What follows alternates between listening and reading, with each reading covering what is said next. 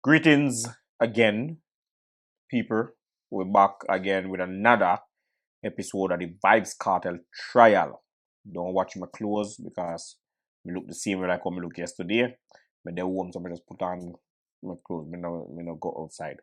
Anyway, people, now we've been watching. Everybody been watching the Vibes Cartel trial. Some people live streaming, some people go straight from the source. But we've been following also. There's no verdict yet, hopefully by the No, but there were a number of comments on our previous video, Mhm, and a lot of people were saying the same thing, mhm, which was that we didn't mention an eyewitness. Now, I just mhm, want to point out that the trial that's happening now is an appeals case regarding the original trial. It is not a re-trial.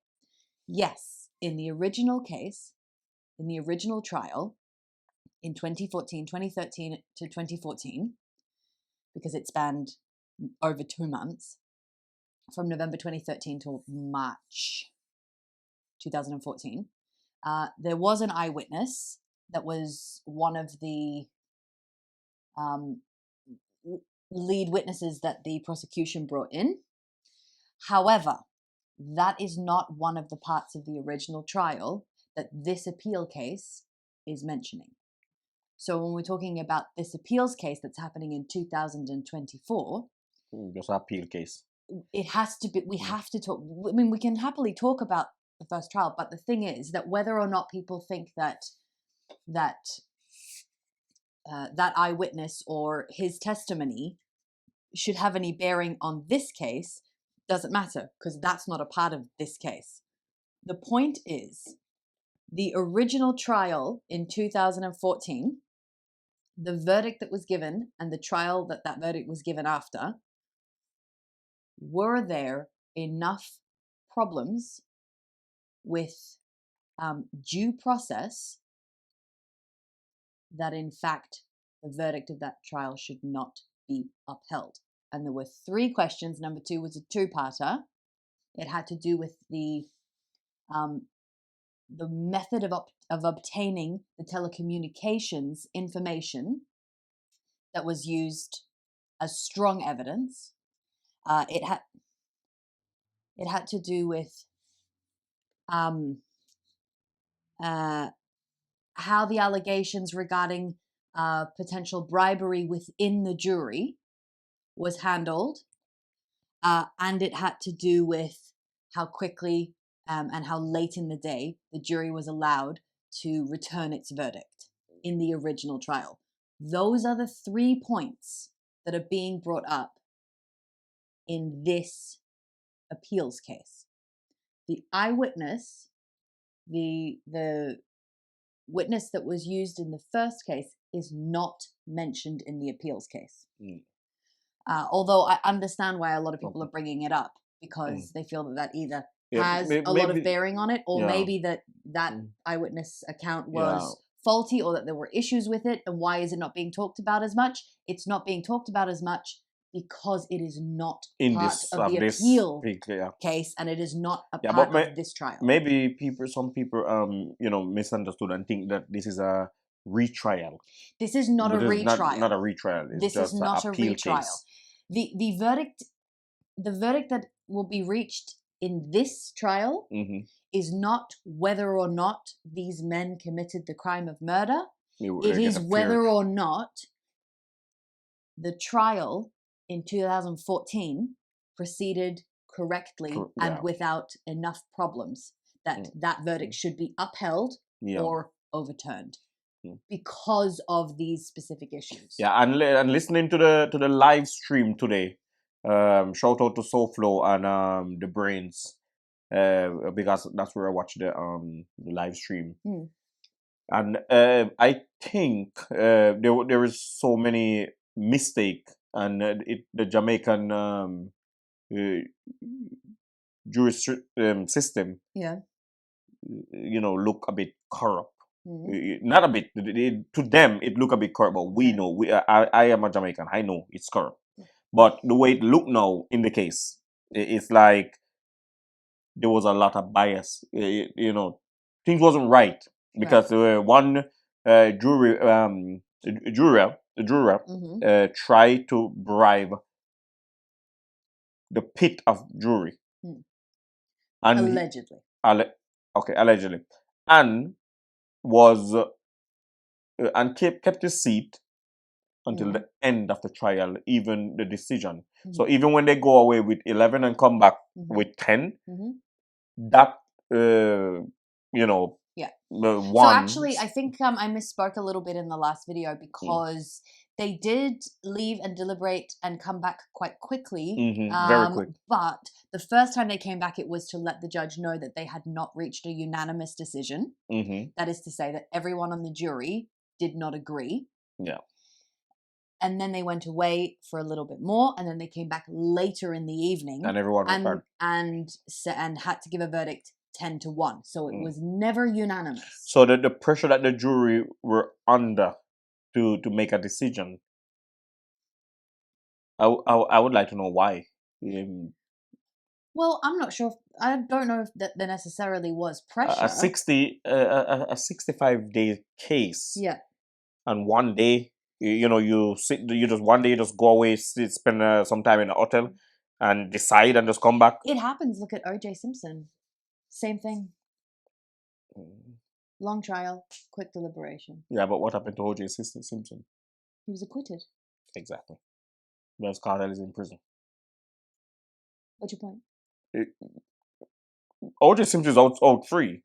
Yeah, but you were talking about whether or not people should be allowed to make that decision that quickly. I'm just saying it's not unheard of. Yeah. But should they have returned their verdict so late in the day? I mean, were they themselves trying to hurry through it? We don't know. I mean, there's speculation. Yeah. But the fact that it's one of the 3 points in this appeal means that clearly the lawyers representing the appellants in this case feel that is strong enough of a point to make that something is off about the original trial, and also the way they get information about prove that he commit this murder. They go about it wrong. Yeah, that's due process, right? It's the correct way in which things should be done. It's the correct way in which evidence should be obtained, which means that even if evidence is incriminating, if it has been obtained in an incorrect way, not following the law and the rules and due process, then it shouldn't be valid. Then it shouldn't be admissible. Yeah. And if it is not admissible, then a jury would never be presented to a jury, or the jury would not be allowed to use it as part of their reasoning, as part of the information that they use. Because the thing is, I don't know how much it differs from country to country, but juries, when they deliberate, they're often asked very specific questions regarding all the pieces of evidence. Does this, and then what happens is that then you actually have to take stock for how much does this piece of evidence sway me one way or another? Do I feel that this proves beyond a reasonable doubt? Because here's the thing. When you have a criminal trial, it's to not be able to be sure beyond a reasonable doubt that somebody committed a crime, all you need is another potential suspect that seems just as likely. Yeah. Because if somebody else, I'm not saying that's not what happened in this case, I'm just giving an example, but if you have a murder case, right? You're on trial for murder. Yeah. And they say Clive did it. And we're going to prove to you why. And then your lawyer says, actually, Martha might have committed this murder, and gives evidence or enough suggested evidence that the jury is sitting there going, okay, it could have been Clive. There's a lot of evidence, but actually it could have been Martha. That means they can't convict you because, or they shouldn't convict you because it's not proven beyond a reasonable doubt, because they have a doubt. It could be someone else. Even that is enough to say, I can't beyond reasonable doubt, unless there was evidence to say, to prove beyond a reasonable doubt. We use this phrase, it matters. It's not a phrase that we use for no reason, right? You have to be more convinced than having reasonable doubt. So not doubt just because, well, I like the guy. That's not, he seems nice. That's not reasonable doubt. Exactly. Right? I'm looking at it and I'm like, even if Vybz Kartel commit this crime, the way they go about getting proof can easily set him free. Yeah, well, that's why I asked you the question yesterday, which is, there's a chance that guilty men and women go free. Yeah, but also that means that the system is set up so that we don't break the laws in order to try and enact justice. Because is that justice? The laws are there to protect us all. Yeah. And like somebody said to us today, the thing is, under the law, everyone is treated equally, should be treated equally. So even the police should respect the law.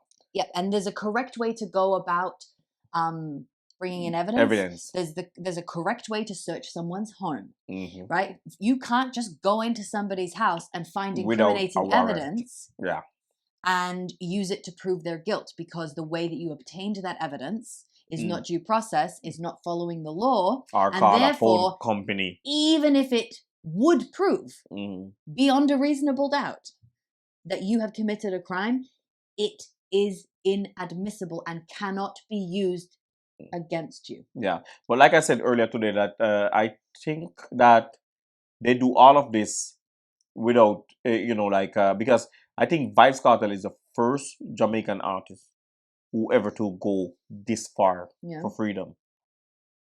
Because there are so many Jamaican, artists, talented people that behind bars right now, rattling away slowly but surely. Gosh. Like there is so many of them. Like every second, they get catch with gun, they get this, they got that.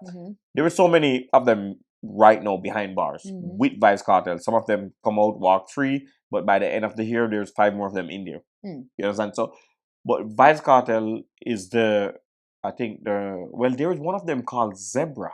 I remember when I was a kid, I used to hear about Zebra. Yeah.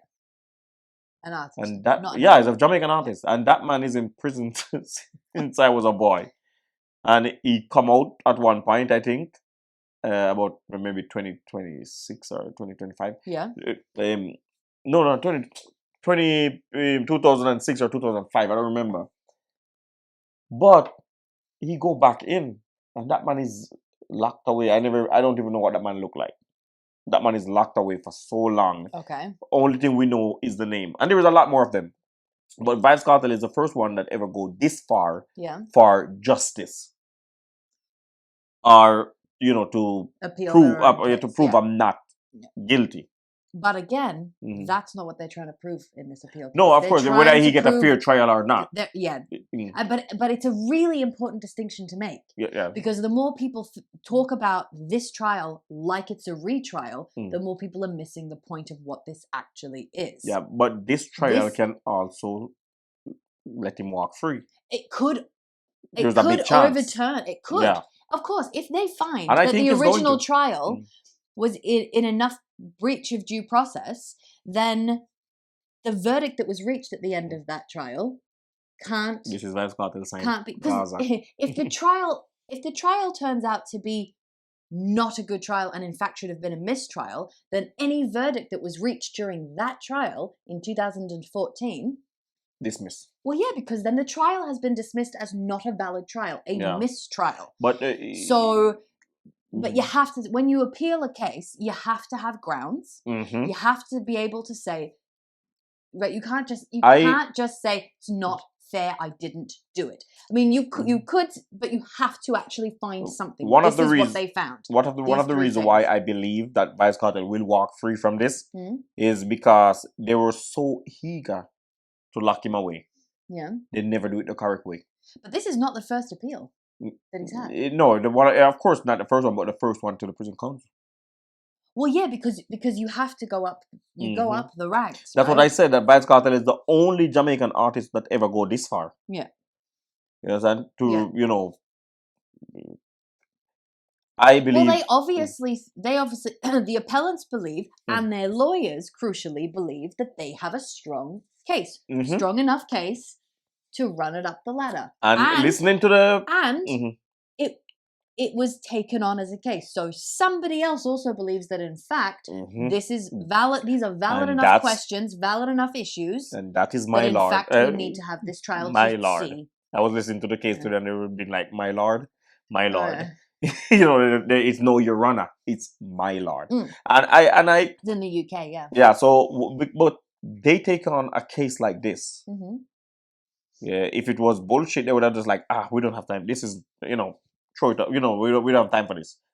But they take the time out. But again, it's very, see, it's not, the court is not run on feelings. Mm-hmm. No, It but is if they run look on through the facts. case and they're like, Yeah. there is no case here, they're gonna like Right. throw it out immediately. And that's why it's important to understand, Mhm. especially I think for lay people who have conversations about it, if you want to be able to have the correct conversations, Mhm. right, with the correct information, this is not a retrial of a murder case. This trial is not a murder Appeal. trial. It's And it's an appeal. really important to remember that, because this trial is about a miscarriage of justice, which, Mhm. fun fact, in Norway, the term miscarriage of justice is directly translated as a justice murder.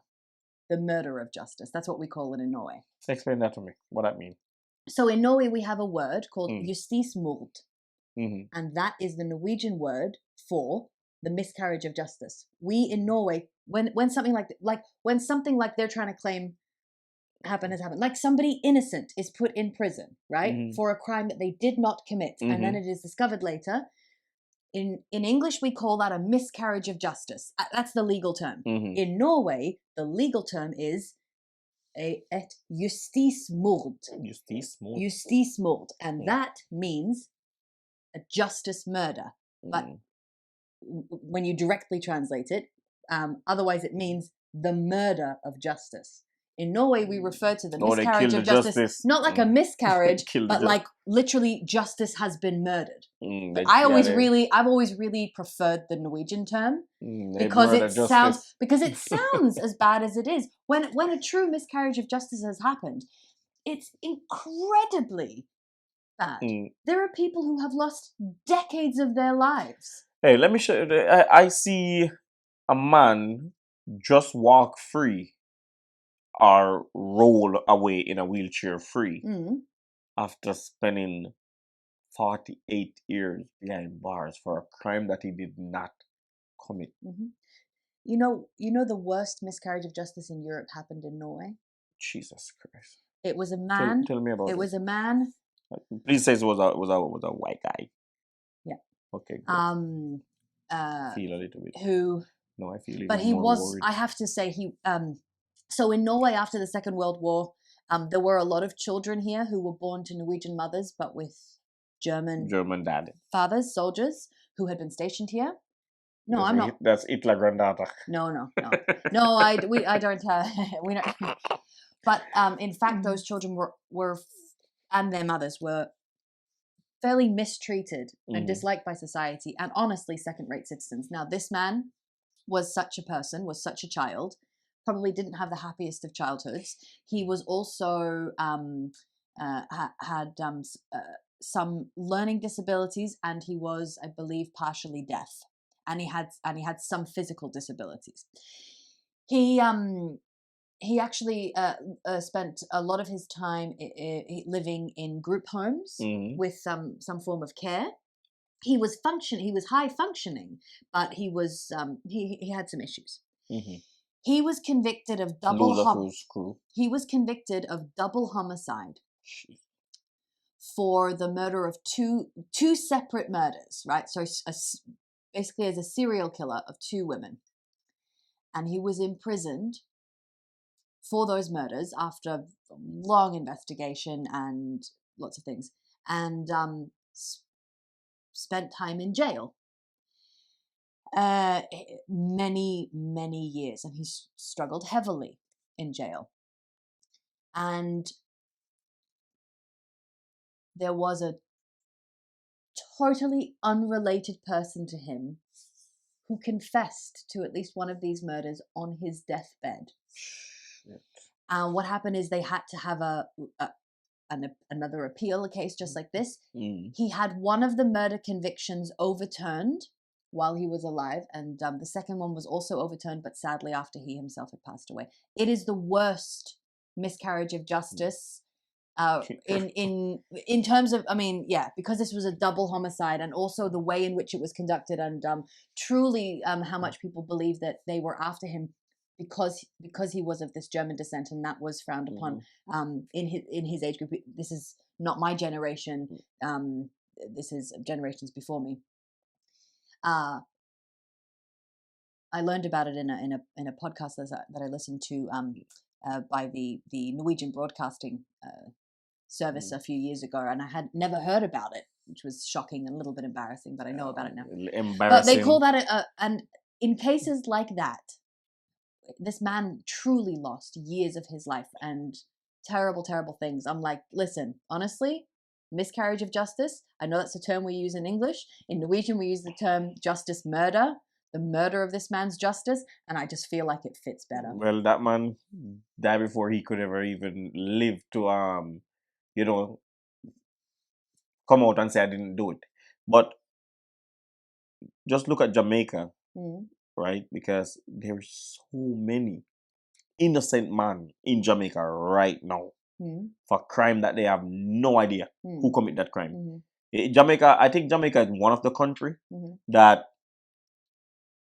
there is so many the justice system abuse the power, and not only the justice system, but even the authorities like the police and whatever. Yeah, there is so many innocent people, and one message, one thing I would like to tell the youths of Jamaica, especially, crime and violence is everywhere, but the youths in Jamaica, of Jamaica,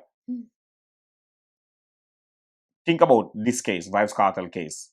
If VYBZ Kartel was or still is one of the most influential, one of the most powerful figure in dancehall in Jamaica, because he is. A lot of people look up to this man. I've been looking up to VYBZ Kartel since I was a toddler, saying VYBZ Kartel, and if they can do this to him, just think for a second that VYBZ Kartel is innocent, right? We're not gonna sentence him. Just think for a second that he's innocent. Look where he's at right now, because the kind of proof and the evidence that they have, we see why it's at the head court right now, because it's bullshit. It's bullshit. There's a lot of abuse in this case, and this case is not the only one. The only reason why this case reached so far in Stavanger, Norway, right now, we are sitting talking about this, is because it's VYBZ Kartel. Right. But there is hundreds of other youth that nobody know about. Well, of course that's the case. Listen, there are, but look, that's actually going to be the case with any kind of court case. The ones that are celebrities or people that we know the name of, we're always going to be more interested in them. You're not, if it was your neighbor, you never spoke to, you might never know. That's just the reality of life. Look, we have to accept that. Yes, if these people were not the people that they are, if they were quote unquote nobody in society, you really wouldn't care. Although sometimes a case like this, when truly when you find out, like I said, this case in Norway with this guy, like, he was not a well-known person, right? No, but he make history. Well, now not all, but certainly many of us learn about him. I mean, they make podcasts. I just learned about him, and guess what? Yeah. If this video go viral, do you know how many people just learn about him? Lots of people in Norway do know about him. He make history. And like I said, like the statistic that it's the worst miscarriage of justice in Europe, that's not a light thing. And I didn't say that first. Yeah. So it's just a thing. And look, like I watched the Netflix series Making a Murderer. Which I highly recommend, by the way. It's fantastic documentary making. Where they shoot it in Jamaica? No, Because that's actually that's where you make murderer. Yeah. That's where they No. make murderer. well, okay, In well, Jamaica. Let me say what it is first. So no, it's a Netflix series now. It's about a man who lived Let me go get some in money, man. Wisconsin in America, Scratch me. who was incorrectly jailed for the rape of a woman. For like 20 years he was in jail, and then that verdict was overturned. Right? He had an appeal, and actually they found out who really committed the crime, and it wasn't him. He was released. He was paid reparations by the government, and then after a couple of years, he was accused of murder. And he was in. I mean, if you don't know, it won't ruin it for you. Just watch it anyway. But he did go back to jail. It's incredibly captivating. Because what happened was that there were these two women who wanted to make a documentary about him when he was released from jail, and while they were there filming, he was accused of this murder. And so they stayed on and they documented as much as they could. And the thing is, we don't really know. It's really hard to know, but it seems like it's the sort of thing where... Hold on, do that voice again. What? We don't really know. Stop it. It's really hard to know. Okay, so anyway.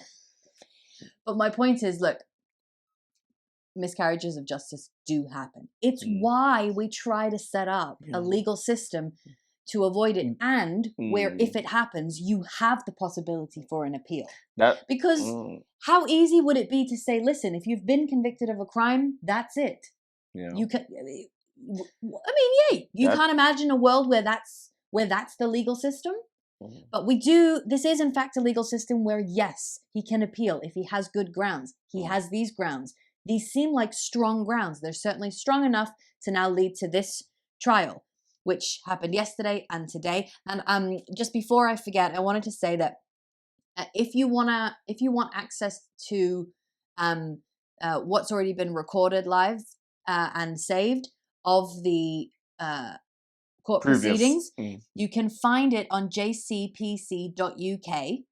That's jcpc.uk, and the case number is 2022. Yep. 0049. Yeah. So 2022/0049 is the case number. Oh yeah, there's a slash there too. Oh, yes. There, I see it. So that's where it has just the briefest of information, the most important information about the original case, and then also this appeals case. And then down the bottom, there's links to the morning and afternoon sessions of the trial. You can watch them. You can just watch them. And that would be pretty good information too. Yeah, but youths, I beg you, please, but we talk to now in some real Jamaican patois now, because we don't need to understand, You understand? If them something can happen to VYBZ Kartel, this can happen to anybody. You understand? Them something can happen to anybody. So look at, walk a straight line, but try to walk a straighter line, because everybody innocent. You understand? Everybody is innocent, no matter how. There's a thing in Jamaica where the one of the worst murderer, you have people who protect him and saying that he's innocent. A man who can just do away with a baby like that. Yeah. People protect him. You have things like that. Yeah.